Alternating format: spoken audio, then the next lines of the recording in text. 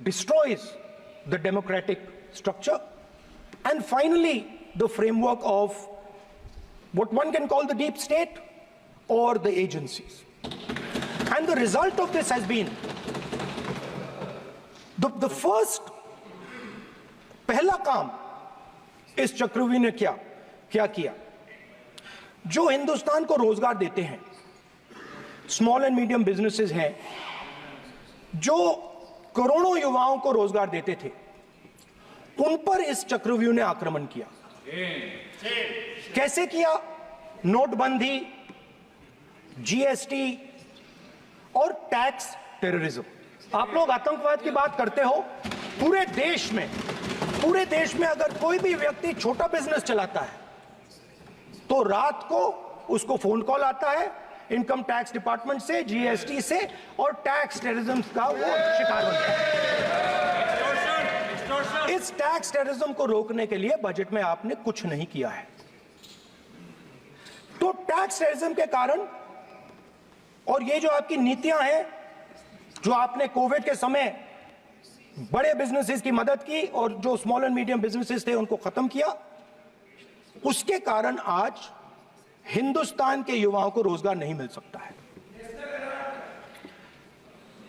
बिल्कुल एक युवा को रोजगार नहीं मिल सकता है। अब फाइनेंस मिनिस्टर बैठी हैं, अब युवाओं के लिए आपने क्या किया? बजट में आपने इंटर्नशिप प्रोग्राम की बात करी और ये शायद एक मजाक है, क्योंकि आपने कहा कि ये इंटर्नशिप प्रोग्राम सिर्फ हिंदुस्तान की 500 सबसे बड़ी कंपनियों में होगा और 99% जो हमारे युवा हैं उनको इस इंटर्नशिप प्रोग्राम से कुछ लेना देना नहीं, कोई फायदा नहीं होने वाला है। तो आपने पहले टांग तोड़ दी और उसके ऊपर आप बैंडेड लगाने की कोशिश कर रहे हैं। मेन मुद्दा आज युवाओं का एग्जाम पेपर लीक है। जहां भी हम जाते हैं, आपने बेरोजगारी का चक्रव्यूह बना दिया इनके लिए, और जहां भी हम जाते हैं वो कहते हैं देखिए बेरोजगारी है मगर पेपर लीक भी होता है। तो आपने एक साइड पेपर लीक चक्रव्यूह, दूसरी साइड बेरोजगारी चक्रव्यूह।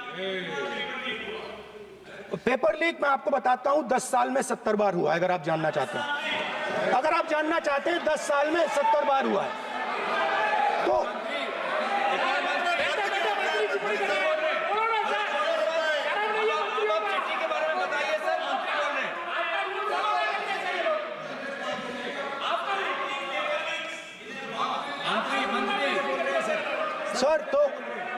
सर तो पेपर लीक के बारे में फाइनेंस मिनिस्टर ने बजट में एक शब्द नहीं कहा है। युवाओं के लिए पेपर लीक सबसे जरूरी मुद्दा है, उन्होंने एक शब्द नहीं कहा है पेपर लीक के बारे में। एक बार उन्होंने पेपर लीक नहीं कहा और उल्टा जो एजुकेशन बजट में पैसा देना चाहिए था वो आपने 20 साल में सबसे कम पैसा दिया है। 2.5% of budget is gone to education. Sir दूसरी तरफ आपने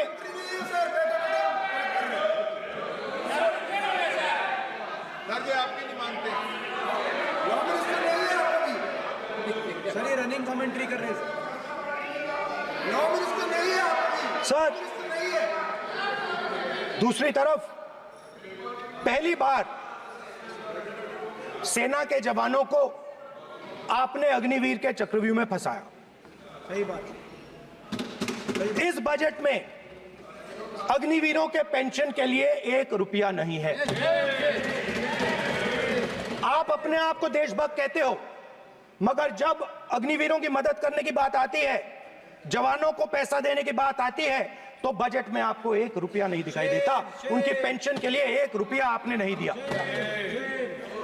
तो उनको आपने अग्निवीर के चक्रव्यूह में फंसाया। उसके बाद सर जो अन्नदाता हैं वो चक्रव्यूह से निकलने के लिए, आपके चक्रव्यूह से निकलने के लिए जो आपने बनाया 3 काले कानून, जमीन अधिग्रहण बिल को आपने कमजोर किया, उनको आप सही दाम नहीं देते हो। इस चक्रव्यूह से निकलने के लिए उन्होंने आपसे सिर्फ एक चीज मांगी है, दो चीजें नहीं मांगी है, सिर्फ एक चीज मांगी है। उन्होंने कहा है कि हमें लीगल गारंटीड एमएसपी दे दें। आपने उनको बॉर्डर पे बंद कर दिया, रोक दिया, आज तक रोड बंद है। आप उनसे बात करने को तैयार नहीं है। वो यहां आए, मुझसे मिलने आए, आप उनको अंदर नहीं आने दे रहे थे। माननीय सदस्य, आप सदन में असत्य नहीं कहे। आप वो सर, आप देखिए, एक मिनट, हाँ चलिए, चलो,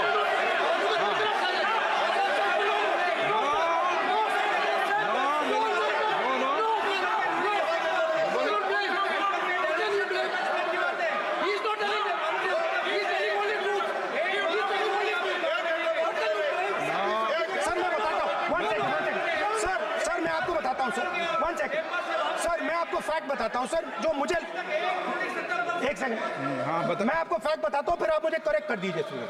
स्पीकर सर, फार्मर्स का डेलीगेशन नहीं सर, मैं आपको फैक्ट बताता हूं। पर आपके माननीय सदस्यों को कह दें, वो सदन पर आरोप नहीं लगा है। रिपोर्ट से बोलता हूं मैं, बिना रिपोर्ट के नहीं बोलता हूं। बोलिए, बोलिए, उनको बोलने दीजिए, उनको बोलने दीजिए, उनको बोलने दीजिए, आप बोलने दीजिए उनको, बोले, वो बोले, बताएं, वो बताएं, मैं बताऊंगा। Speaker sir, one second. Speaker sir, मैं आपको बताता हूं जो मुझे मालूम है। स्पीकर सर, मैं आपको बताता हूं। बैठिए। स्पीकर सर, हुआ क्या, वहां पे सर मुझसे मिलने एक फार्मर का डेलीगेशन आया। मुझे बताया गया कि फार्मर के डेलीगेशन को अंदर नहीं आने देंगे। मैं उनसे मिलने जब गया तब उनको अंदर आने के दिया गया था। सर ये फैक्ट है सर। अब पता नहीं कोई मिसकम्युनिकेशन हुआ, वो अलग बात है, बट फैक्ट ये है कि जब मैं मीडिया के साथ वहां गया तब दरवाजे पार्लियामेंट के, संसद के उनके लिए खुले, उससे पहले वो बंद थे। ठीक है। और ये आप उनसे भी पूछ लीजिए sir. Please please, no please please, एक मिनट प्लीज। आपने विषय उठाया इसलिए मैं बोल रहा हूं। ऐसे तो सदन की व्यवस्थाओं पर सवाल नहीं उठाना चाहिए। किसको आने दें, एक मिनट प्लीज बैठिए, किसको आने दें, किसको अलाउ नहीं करने दें, ये स्पीकर का जुडिक्शन होता है। नंबर एक, जब ये सूचना आई आप मिले, उनसे अंदर मिले, लेकिन उसमें एक सदन की मर्यादा का उल्लंघन हुआ कि कभी भी सदन में माननीय सदस्य के अलावा दूसरा कोई व्यक्ति बाइट नहीं दे सकता। और हाँ, और आपकी मौजूदगी में बाइट दी, ये क्लियर करना चाहता हूँ। सर ये टेक्निकलिटी है सर, ये मुझे मालूम नहीं थी। कोई बात नहीं, बट सर प्लीज, नो, माननीय यहाँ पे हीरोइंस आके बाइट दे रही है सर। आप मत बोलिए, आपके नेता बोल रहे हैं। तो स्पीकर सर, जब महिला आरक्षण आया था तो ये आपको बेटे बेटे स्पीकर सर, हम करने का चाहते अधिकार थे। है। माननीय प्रतिपक्ष के नेता आपके बेटे बेटे सदस्य कमेंट्री कर रहे हैं, फिर वो कहते हैं कि लोग क्यों कमेंट्री कर स्पीकर रहे हैं। सर, हम चाहते थे, हमारा एक्सपेक्टेशन था कि जो अन्नदाता है, जो सरकार से सिर्फ एक चीज मांग रहा है, लीगल गारंटीड एमएसपी, हमें लगता था कि ये कोई बड़ा काम नहीं है सर, ये इतना बड़ा काम नहीं है।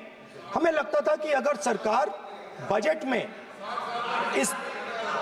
में इसका प्रोविजन कर देती, अगर बजट में इसका प्रोविजन कर देती, तो जो हमारे किसान हैं जो चक्रव्यूह में, आपके चक्रव्यूह में फंसे हैं, वो निकल पाते। ये हमारी थिंकिंग थी, मगर आपने नहीं किया। तो मैं यहां इंडिया गठबंधन के तरफ से गारंटी देता हूं कि हम ये काम करके दिखा देंगे। जो आपने अपने बजट में नहीं किया, वो मैं हिंदुस्तान के सब किसानों से कहना चाहता हूं, गारंटीड लीगल एमएसपी हम इस सदन में पास करके आपको देंगे। स्पीकर सर, जो मिडिल क्लास है सर, वो प्रधानमंत्री को, अच्छी बात बोलो,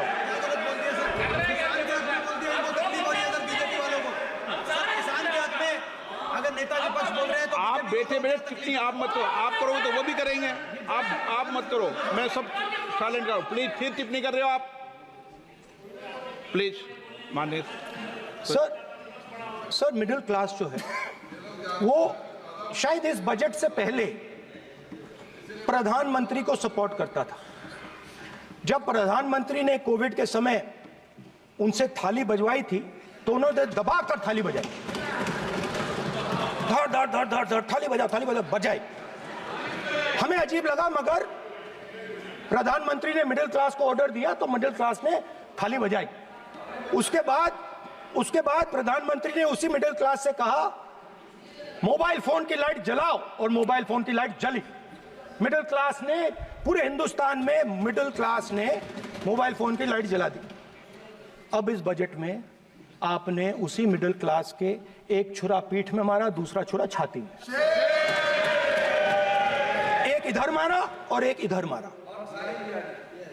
इंडेक्सेशन जो आपने कैंसिल की वो पीठ में छुरा था, और जो कैपिटल गेन्स टैक्स आपने बढ़ाया वो छाती में छुरा। आपने long term capital gains tax को 10% से 12.5% किया, यहां छाती मारी, यहां छुरी मारी, और शॉर्ट टर्म को 15 से 20% छुरी मारी। दुख की बात है, मगर इसमें एक इंडिया गठबंधन के लिए एक हिडन बेनिफिट है। मिडिल क्लास अब आपको छोड़ने जा रही है और इस साइड आ रही है। तो मेरा कहना है, जहां भी आपको मौका मिलता है आप चक्रव्यूह बना देते हो। एक चांस मिलता है आप चक्रव्यूह बना देते हो। हम चक्रव्यूह तोड़ने का काम करते हैं। हमारे बजट में किसान का कर्जा माफ हुआ, चक्रव्यूह तोड़ा। मनरेगा हुआ, चक्रव्यूह तोड़ा। तो हम चक्रव्यूह तोड़ने का काम करते हैं, आप चक्रव्यूह बनाने का काम करते हो। आप चाहते हो कि हिंदुस्तान छोटे छोटे खांचों में रहे, और हिंदुस्तान के गरीब लोग सपना ना देख पाए। सिर्फ अदानी और अंबानी। अरे क्या सर? सर मैं सर कैसे बोलूं सर? माननीय सदस्य, एक मिनट सर माननीय सदस्यगण, आपके उपनेता मुझे लिखित में पत्र देके गए हैं कि कोई भी माननीय सदस्य जो इस सदन का सदस्य नहीं उसके बारे में टिप्पणी ना करें। लिखित में देखे गए, इसलिए आपको। स्पीकर सर आप बैठ जाइए। स्पीकर सर, तो अगर सर मैं आपसे सवाल पूछना चाहता हूं। मेरे से सवाल मत नहीं पूछ सकते आप। Sorry sir. सर तो सर मैं फिर मैं सर 3 और 4 कह देता हूं उनको। 3 और 4 ठीक है सर? अब नाम नहीं ले सकता तो कुछ तो कहना पड़ेगा सर। 3 और 4 कह देता हूं, कोई और नंबर आपके देना। माननीय सदस्य को बता दें क्यों लिख के चिट्ठी गए मुझे। सर, हरियाणा के पूर्व मुख्यमंत्री पर जब इस प्रकार के आक्रमण करते हैं, हरियाणा के पूर्व मुख्यमंत्री के संदर्भ पर हमको आपने चिट्ठी भेजी। एक पूर्व मुख्यमंत्री को आप 2 उद्योगपति से जोड़ना चाहते हैं, एक किसान नेता जो हरियाणा के, आज उन पर जब आपको अलाउ किया है क्या? उद्योगपति के साथ जोड़ना चाहते हैं, ये है सदन की मर्यादा। आप हरियाणा के आप ये चिट्ठी मुझे लिख के गए हैं, उसकी मर्यादा का ये आपको बोलने नहीं दे रहे, ये आपको बोलने दे रहे। आपसे मेरी ये अपेक्षा है, आपसे आप सदन, एक मिनट प्लीज, आप सदन के नेता, सदन के आप प्रतिपक्ष के नेता हैं। ये सदन की अपेक्षा रहती है कि हम सदन का डेकोरम, डिसिप्लिन और उसको बढ़ा के रखें। स्पीकर सर, इसलिए आप जो विषय रखें वो नियम प्रक्रिया में रखें। स्पीकर सर मगर मैं ये कैसे कहूं, इन लोगों के इनका इंडिकेशन कैसे दूं मैं सर? आप मुझे बता दीजिए सर, कोई दूसरा तरीका हो सर, नाम नहीं लेने हो तो कोई और तरीका दे दीजिए सर। अच्छा, एक मिनट, आप ज्ञान मत बांटो उनको, वो ज्ञानी है। सर A1 A2 चलेगा सर? A1 A2 माननीय प्रतिपक्ष के नेता, मैं आपसे फिर अपेक्षा कर रहा हूं कि आप कम से कम नियम प्रक्रियाओं की पालना करेंगे। सदन में आप अब प्रतिपक्ष के नेता हैं, ये अपेक्षा। Sir how Whenever PM is speaking, Home Minister speaking, you are not telling this.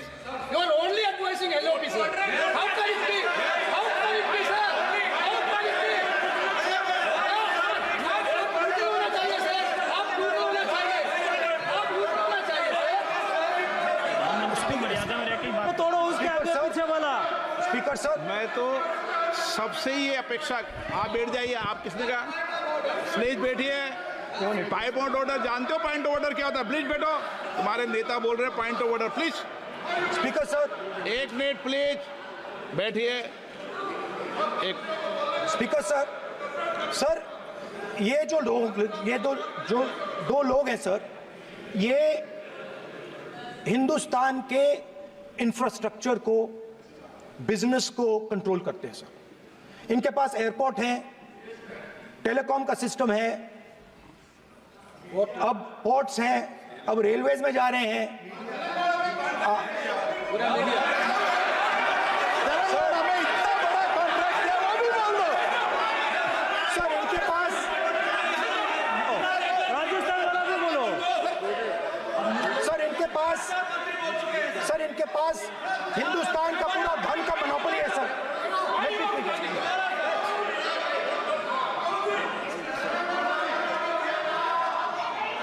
Sir इनके पास हिंदुस्तान के धन की मोनोपोली है। तो सर मैं समझ नहीं पा रहा हूं इनके बारे में मैं इंडिकेट कैसे करूं। इनके बारे में बोलना तो पड़ेगा सर। अगर आप हमें कहो कि इन दोनों के बारे में आप बोल ही नहीं सकते तो वो तो हमारे लिए एक्सेप्टेबल ही नहीं है सर। हमें तो बोलना है। अब आप चाहते हो कि नाम ना ले तो कोई और सिस्टम दे दीजिए हमें। आपके संसदीय कार्य मंत्री जी, please please. No, I'm not giving. I'm not yielding. I'm not yielding. I'm not yielding. I'm not yielding. Sit down. I'm not yielding.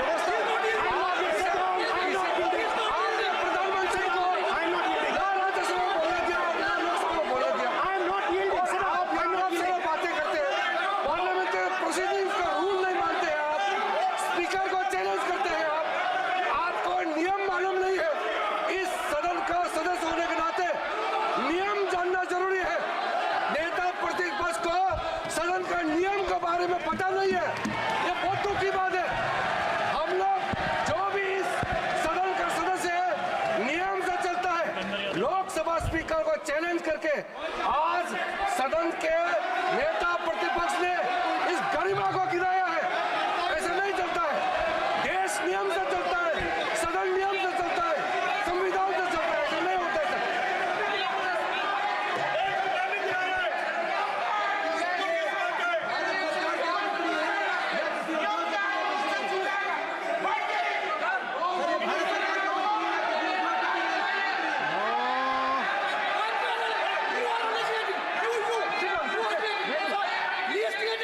You're ruining my case.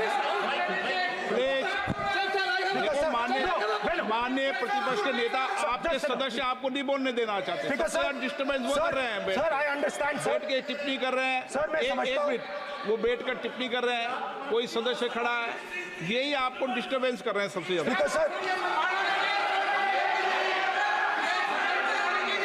Rahul Gandhi जी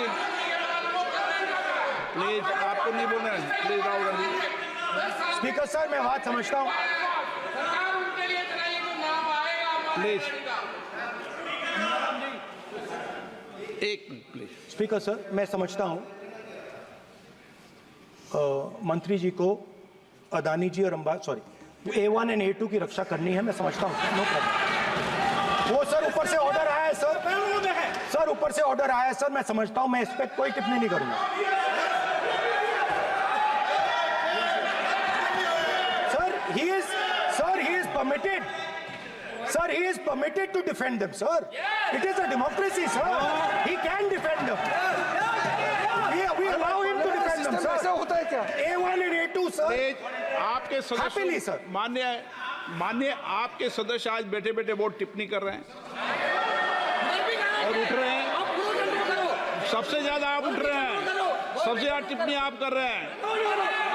कोई नियोजित तरीके से आए हैं क्या आप? नो माननीय जी। So we are happy, sir. If the minister is protecting A1 and A2, sir, it helps us only, sir. No problem. We like it, sir.